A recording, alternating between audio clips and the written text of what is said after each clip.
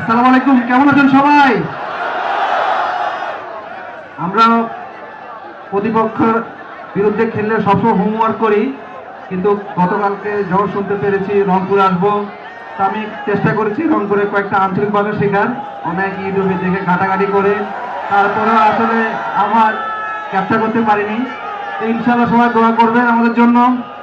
গতবার যদিও আমি বরিশালে ছিলাম, রংপুরে এসে ট্রফি হাতছাড়ার অন্যতম নায়ক ছিলাম আমি।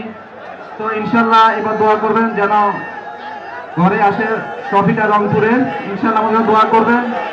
আর অবশ্যই আপনারা কোয়ালিফায়ারে সবাই রংপুর থেকে সাপোর্ট না করে মিরপুর স্টেডিয়ামে গ্যালারিতে এসে আমাদের দলকে সাপোর্ট করবেন।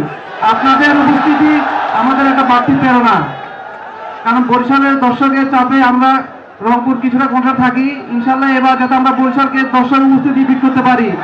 ইনশাল্লাহ 2025 সালটা আমাদের মন মতো হবে। দোয়া করবেন সবাই।